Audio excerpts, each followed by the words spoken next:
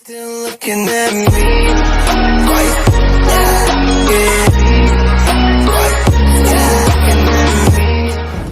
And what's happening, Money Gang? It's your boy, the multitasker, Mighty Avenger, back with another reaction video. Let me first off, I'd like to apologize. It is late. Like it's already 2:39 in the morning. I just took a really huge ass nap, and here I am. I'm a little behind track, so I hope you guys can understand where I'm going with this, or where I'm at right now. So I got a lot of catch up going on. So right now I'm gonna watch the DeathBattle episode. I haven't seen it. It is Johnny Cage versus Captain Falcon. So yes, I am familiar of those two characters, and I already know the backgrounds for Johnny, but for Captain, I barely remember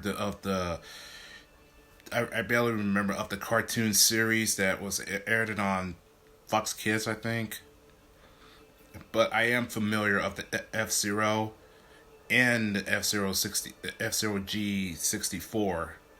So it's been a long time for me, but I'm curious to see who's gonna win. So without further ado, 3, 2, 1, it's time to react. Whether it be to save the world or to benefit themselves, every warrior has a different reason for fighting. But when they're also a kick-ass celebrity, all that matters is they bring the hype. Johnny Cage, the stuntman turned legendary hero of Mortal Kombat. And Captain Falcon, the racer turned bounty hunter on the track of F-Zero. He's Wiz and I'm Boomstick. And it's our job to analyze their weapons, armor, and skills to find out who would win a death battle. Mortal Kombat is a deadly tournament dictated by the Elder Gods to decide the fate of entire worlds. Its contestants only include the best of the best. Whether you're a four-armed beast intent on conquest, a ninja assassin seeking vengeance, or a washed-up Hollywood movie star looking for your next big break, Johnny Cage was a global phenomenon known for his over-the-top and dumb-as-hell action flicks. You're dumb as hell. His movies are awesome. We got Ninja Mime, Citizen Cage, Broke Nose Mountain, and my personal favorite, Tommy Scissorfist. Oh, it's the only movie that ever really made me cry. But as with most celebrities, Cage's fame eventually cracked. Audiences lost interest in his stunts, and critics claimed he was a fraud. Which is bullshit. So to prove himself, Johnny naturally decided the best idea would be to join the deadliest martial arts tournament ever. What better way to stick it to him and show him you're the real deal than to save the Earth from an alien takeover? I guess Cage didn't really know what he was getting into. Luckily, he's no ordinary stuntman. Fans think my moves are all wirework and special effects. I am the special effects.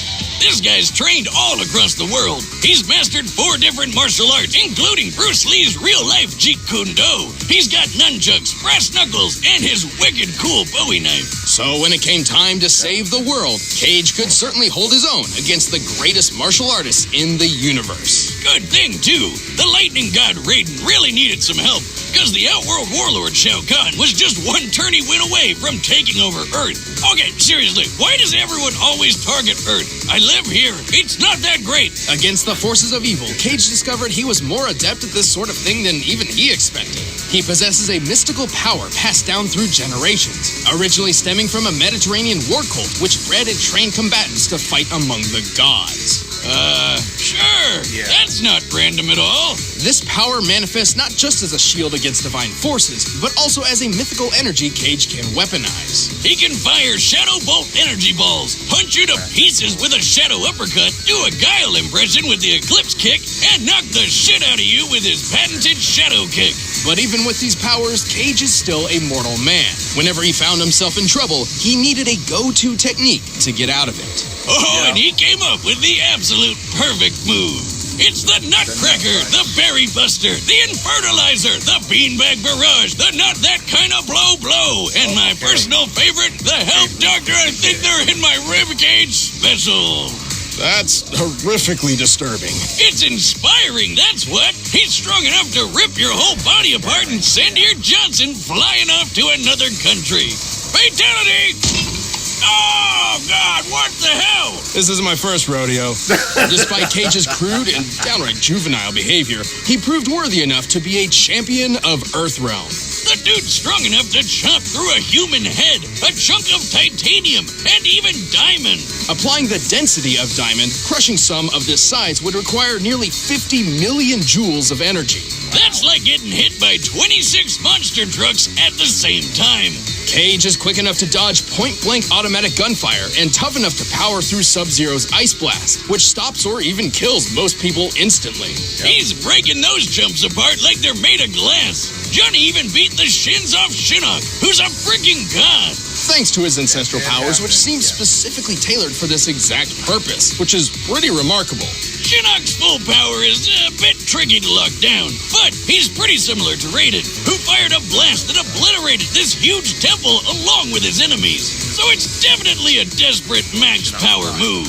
As Buddhist temples typically avoided the use of stone in construction, we took the typical composition of wood and concrete into account while measuring the structure to determine this blast must equal nearly 270 tons of TNT, more than enough to level an entire city block. Damn! Who cares if Johnny's a pain in the ass when he can compete with power like that? Well, he wouldn't be a pain forever. Cage eventually found happiness with a family, including a daughter just as skilled as he is. He even earned new success in his film career with a series based on his adventures. But he never got tired of defending Earthrealm from the forces of ugly. God bless that beautiful man. Those were $500 sunglasses, asshole. They have to show that again. It's the year 2560, and the world's gone crazy. Aliens are everywhere. We're traveling through space, and best of all, there's a brand new sport in town. An intense mix of high-speed racing with anti-gravity techno-whatsis. This is F-Zero. So much better than NASCAR. You seem pretty chipper. Well, yeah, F-Zero's freaking awesome. Why don't we have this in real life yet? Probably because it's extraordinarily dangerous. On the F-Zero Grand Prix, one wrong turn can end your life. Yeah, what's your problem? The ones that survive are the best of the best, including the champ himself, Captain Falcon. To most of the world, Falcon is a legendary racer and household name, but that's about it. Otherwise, he's a mystery. Like Batman. Sort of. Off the track, Captain Falcon is actually an accomplished bounty hunter, dedicated to a mission of saving the universe from the vile forces of Black Shadow. Is that like a heavy metal band or something? No. Well, then dibs. Black Shadow is a cold-blooded king of crime, determined to bend the universe to his will. He's also got horrible taste and style. How often do you think that thing gets caught on door frames? Truly the most evil of evils. To take on Black Shadow, Falcon's a goddamn badass. He's super tough and super skilled in martial arts. Best of all, he's got a bunch of fiery super moves. The speedy Falcon kick, the unpredictable Raptor boost, and Falcon dive, where he humps people so hard they explode. What? Just calling it like I see it, Wiz. Either way, as impressive as these techniques are, they pale in comparison to his greatest and most famous. Falcon! Show me your moves. He literally punches people so hard, they explode in bird-shaped fire. Which is awesome, but how? Well, as evident from his other techniques, he's not moving so fast he's igniting the air or anything like that. Rather, Falcon seems to possess some limited form of pyrokinesis. And while the reason for this has never been specifically explained, the answer may lie within his sleek F-Zero machine, the Blue Falcon. Oh yeah, this baby uses magnetic and G-diffuser tech to rocket over 1,500 kilometers per hour. That's more than 35 times faster than the Bugatti Chiron Sport, the fastest car in the world. But when he wants to push the Blue Falcon even further, he taps into its hidden reactor might. Now you might be asking, what's a reactor might? Oh, you know, nothing much. Just a magic piece of the Big Bang that birthed all of existence. You'd think there are better uses for a fragment of creation than powering a race car. No, I don't, Wiz. Have you seen what this thing can do? With the power of the reactor might, the Blue Falcon can go Beyblade with a move called Boost Fire. Check it out.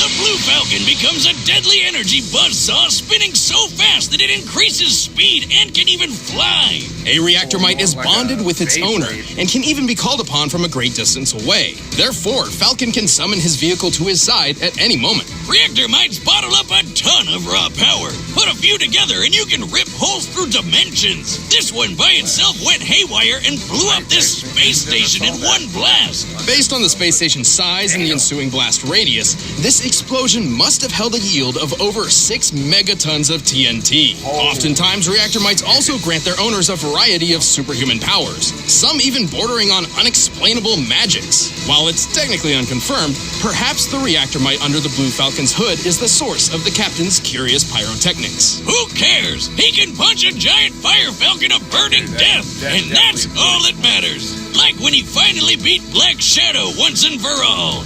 Did he just explode the galaxy? Hell yeah.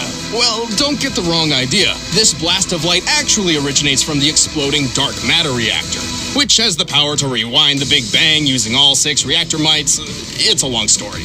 Oh, that's way less epic. Still, even beating up Black Shadow is super impressive. This guy could tank hits from a hulked-out super alien, no problem. Falcon's quick enough to take out multiple enemy robots in the blink of an eye, a feat which would require moving faster than sound. He can spot a sniper from several miles away and even survive an exploding rocket. His exact clone took multiple blows from specialized military personnel with no effect whatsoever. And as a bonus, Falcon carries dynamite powerful enough to blow up this giant weather machine. That's like 100 sticks of dynamite in one. Really? Where do I get me some of that? And whoa, wait a minute, that guy survived? While Captain Falcon did accomplish his mission and rid the universe of Black Shadow's tyranny, it took more than one man to do it. Oh, great. Here comes the power of teamwork bullshit. No. I mean, Falcon is literally more than one man. Go on.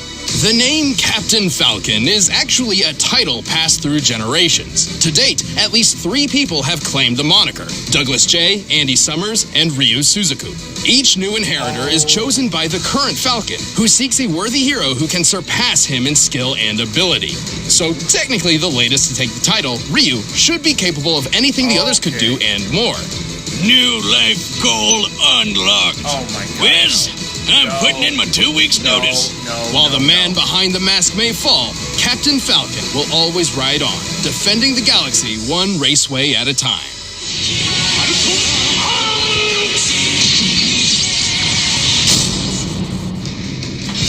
All right, the combatants are set, and we've run the data through all possibilities. It's time for a death battle!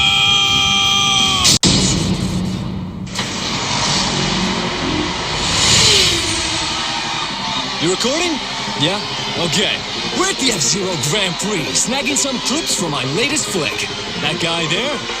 That's who I'll be playing. Yeah, you're looking at the next Captain Falcon. It's gonna be a pretty sweet gig for him. Did you say you're the next Falcon?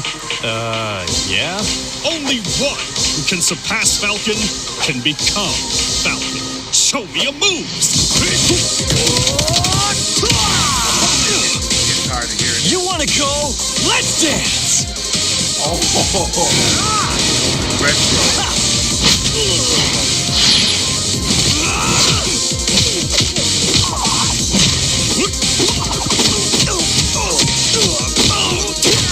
I didn't get the time to debate. Falcon Kid!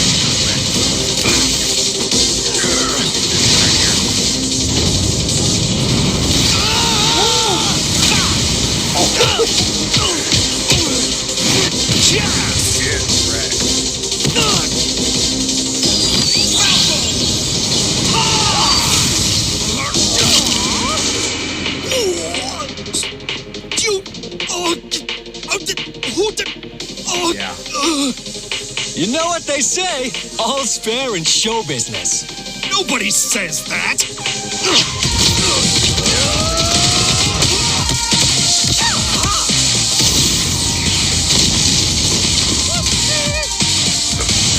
Did he say whoopsie?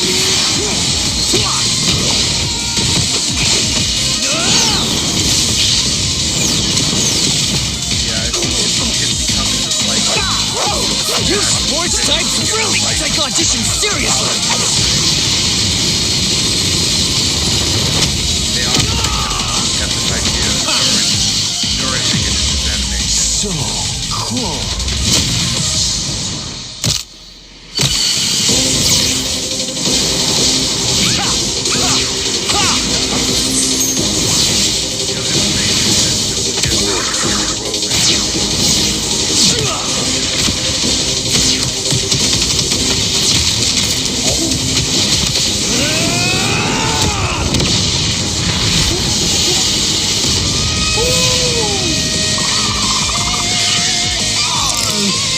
Am I good enough for you now? Come on!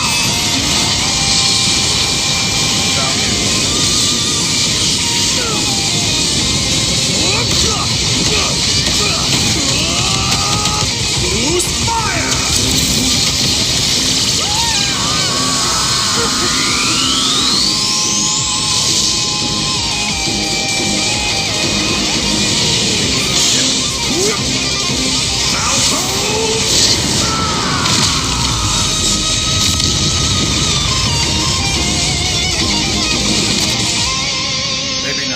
Maybe not. Only one can be worthy. KO! Yes! Yes! Oh, that was awesome. Okay, just chill for a minute.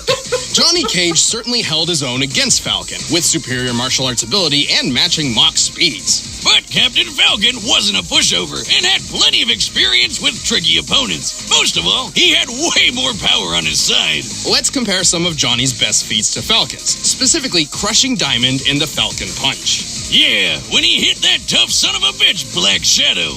By measuring the area of effect and comparing that space to the heights of Captain Falcon and Black Shadow, we found that the electricity covered an area of about 300 cubic meters. Accounting for empty space, the amount of electricity needed to fill this area must equal at least 151 billion joules of energy. That's the same as dropping 12 elephants on old Hornhead here, and over 3,000 times stronger than Johnny's Diamond Smash. Captain Falcon was tougher too. He survived a blast from a rocket launcher, but even more notably, he fared better against Black Shadow than Zoda did. You know, that hulked-out alien guy who survived the exploding weather machine when he wasn't all hulky? So we can reasonably scale Falcon to Zoda, at least as far as those sorts of physical feats are concerned. Look at that explosion! Based on its size, it's worth around 100 tons of TNT. And while Cage's war cult powers let him survive battling Shinnok, whose power rivals Raiden's 270 tons of TNT blast, recall that this ancestral defense seems specifically tailored to counter such divine forces. A bullet could still put Cage down. It has. And he's even died to lesser foes in alternate timelines. And anyway, Raiden's final explosion attack is nothing compared to the raw power of the reactor might under the Blue Falcon's hood. Numbers aside, this was a pretty even match, but Falcon's greater strength, toughness, and fiery arsenal tipped the scales. In the end, Johnny just couldn't finish the race. The winner is Captain Falcon. Hey, thanks for watching this episode. If you want the battle music for yourself, you can get it by clicking the link down below. And check out that video right over next to Ben's face. All right, who's next?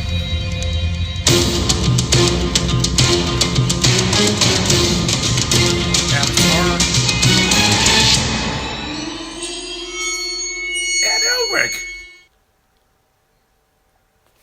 Okay. All right, this is going to be an interesting one. All right, so from July 22nd and also 25th. Okay. All right, hey, this was a decent match. And the truth was in my head, it was going to be Captain Falcon because of the reactor might, because that's the whole reason that he has the pyrokinetic in the first place. Because I had a feeling it has more raw power than Johnny's mystic energy of the Mediterranean gods. So I say that I just got a really good call on that one, just in the thoughts. But other than that, I think I may have saved myself from having a bad call. So, but other than that, I enjoyed it. So if you guys enjoyed this episode as much as I did, let's leave it a likes and also leave a comment down below. With that said, Mighty Adventure signing out, but I will catch y'all in the next video. So take care, guys.